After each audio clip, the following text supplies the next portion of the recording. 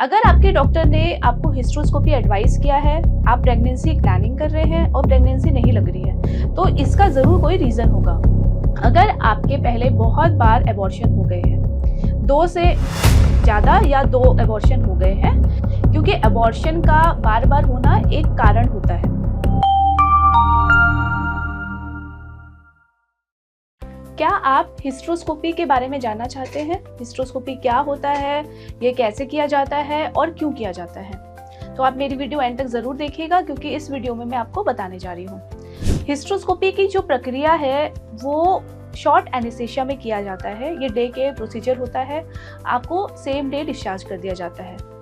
अगर आपके डॉक्टर ने आपको हिस्ट्रोस्कोपी एडवाइस किया है, आप प्रेगनेंसी का प्लानिंग कर रहे हैं और प्रेगनेंसी नहीं लग रही है, तो इसका ज़रूर कोई रीज़न होगा। अब हिस्ट्रोस्कोपी किस किस वजह से किया जाता है? आपके अल्ट्रासाउंड में अगर कोई डायग्नोसिस है, यानी कोई ऐसी चीज़ है जिसको यूट्रस से क्लियर करना ज़रूरी है, तो हिस्ट्रोस्कोपी किया जाएगा। अच्छा, हिस्ट्रोस्कोपी कब कब करते हैं? अगर आपके अल्ट्रासाउंड में यूट्रस के अंदर कोई पॉलिप दिख रहा है, पॉलिप यानी मसा, और आपको प्रेगनेंसी नहीं हो रही है, तो डॉक्टर आपको एडवाइस करेंगे कि आप हिस्ट्रोस्कोपी कराकर उस पॉलिप को निकलवा लीजिए। पॉलिप कैसा दिखता है? अगर आप देख रहे होंगे इस डायग्राम में, तो अंदर ये जो गार्ड्स आपको दिख रहा है, ये पॉलिप होता है। ये एक छोटे से स्टॉक से अंदर कनेक्ट रहता है। जब हम हिस्ट्रोस्कोपी से पॉलिप निकालते हैं तो उसको एक सीजर से कट करते हैं और ग्रास्पर के थ्रू उसको बाहर निकाल लिया जाता है। ये बहुत ही छोटा सा प्रोसीजर होता है। दूसरा जो इंडिकेशन है वो है फाइब्रॉइड। अगर कोई ऐसा फाइब्रॉइड है जो बच्चेदानी के अंदर है, बिल्कुल कैविटी के अंदर ऑक्यूपाइंग है, उसको भी हम मायोमेक्टमी करके यानी हिस्ट्रोस्कोपी के थ्रू ही निकाल सकते हैं। जब ये फाइब्रॉइड निकल जाते हैं तो प्रेगनेंसी की चांसेस बहुत ज्यादा इम्प्रूव हो जाती है। याद रखिए, जो फाइब्रॉइड कैविटी के अंदर है, यानी बिल्कुल कैविटी के अंदर है, वही हम हिस्ट्रोस्कोपी के थ्रू निकाल सकते हैं। अगर फाइब्रॉइड इंट्राम्यूरल है, यानी जो बच्चेदानी है उसके मसल्स के अंदर है, तो वो हम हिस्ट्रोस्कोपी से नहीं निकाल पाएंगे, उसके लिए लैप्रोस्कोपी करना पड़ेगा। तीसरा इंडिकेशन है हिस्ट्रोस्कोपी का सेप्टम। अब सेप्टम क्या होता है?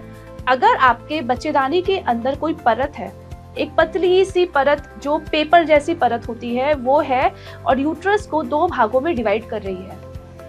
ये सेप्टम बहुत बार अल्ट्रासाउंड में, जो 2D अल्ट्रासाउंड होता है, उसमें मिस भी हो सकता है।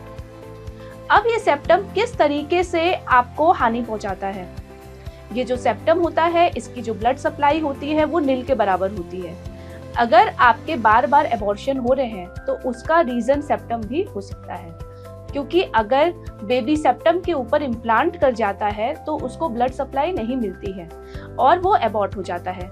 या तो अगर आपके बार बार IVF फेल हो रहे हैं या बेबी कंसीव नहीं हो रहा है, तब भी सेप्टम हो सकता है।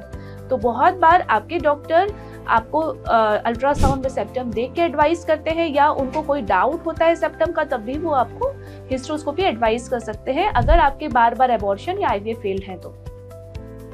अब आते हैं चौथे इंडिकेशन पे। चौथा इंडिकेशन होता है यूट्राइन साइनिकी। साइनिकी क्या होता है? अगर यूट्रस के अंदर जाले बने हुए हैं, जाले मतलब दोनों वॉल्स आपस में चिपकी हुई है, एडेशंस हैं, अंदर की कैविटी पूरी खराब हो गई है उन एडेशंस की वजह से। अब ये एडेशंस क्यों हो सकते हैं? अगर आपको पहले कोई इन्फेक्शन हुआ है, कोई TB की बीमारी हुई है, या अगर आपका पहले एबॉर्शन हुआ है और उस एबॉर्शन के बाद DNC किया गया है और DNC में बहुत ज़्यादा क्यूरेटिंग कर दी गई है, तब भी ये साइनिकी बढ़ सकते हैं। अब ये साइनिकी कैसे नुकसान पहुंचाते हैं? ये जो साइनिकी है, एडेशंस है, ये भी आपके बच्चा चिपकने में यानी IVF फेल होने में हिस्सेदार होते हैं। तो अगर आपके यूट्रस के अंदर साइनिकी है तो भी IVF फेल हो सकता है, या तो बार बार एबॉर्शन हो सकते हैं, या तो कंसीव होने में ही प्रॉब्लम हो सकती है।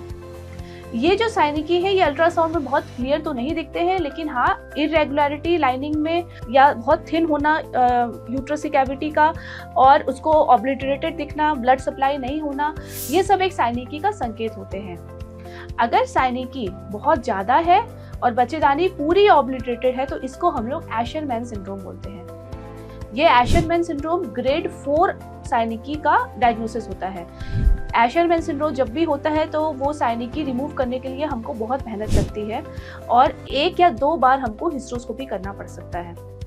लेकिन हिस्टेरोस्कोपी के बाद प्रेगनेंसी की चांसेस बहुत अच्छी होती है, और आईवीएफ अगर पहले फेल्ड है और हमने साइनेकी निकाल दी है तब भी हिस्टेरोस्कोपी के बाद सक्सेस होने की आईवीएफ बहुत ज्यादा चांसेस होती है। अच्छा, अब आते हैं नेक्स्ट इंडिकेशन पे।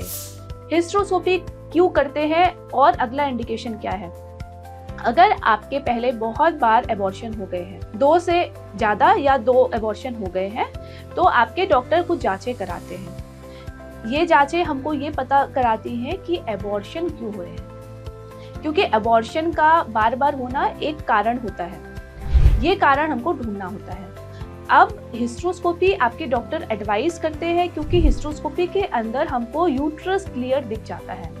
अब हम जब हिस्टेरोस्कोप अंदर डालते हैं तो जो यूट्रस की कैविटी है वो हमको स्क्रीन पे बिल्कुल क्लियर दिखती है।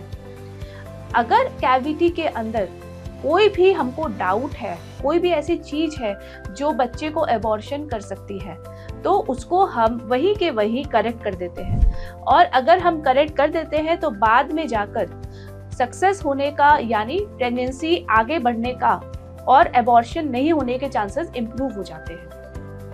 अगर आपके आईवीएफ प्रेगनेंसी के बाद भी एबॉर्शन हो रहे हैं तब भी हिस्टेरोस्कोपी करना बहुत अनिवार्य है। अच्छा, अब नेक्स्ट इंडिकेशन क्या है? अगर आपका एक या एक से अधिक आईवीएफ फेल हो चुका है और हमको कॉजेज रूल आउट करने हैं कि आईवीएफ क्यों फेल हुआ। हमने अच्छी क्वालिटी का एम्ब्रियो डाला, आपने दवाइयाँ अच्छे से ली, आपके हार्मोन लेवल्स ठीक थे, फिर आईवीएफ कैसे फेल हो सकता है? देखिए, आईवीएफ फेल होने में 3 चीज़ों का रीज़न होता है।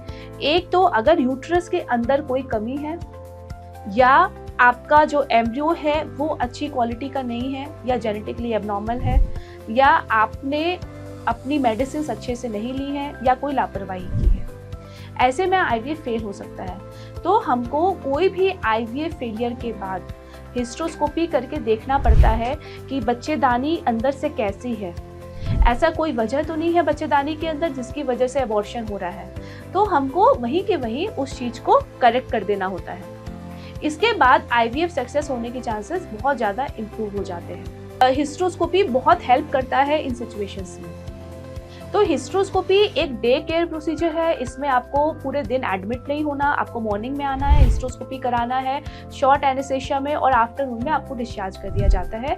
इसके बाद कोई बेड रेस्ट नहीं होता है, आपको एंटीबायोटिक्स दी जाती है, कुछ हार्मोन की टैबलेट्स दी जाती है, और इसके बाद रिजल्ट्स बहुत इंप्रूव हो जाते हैं।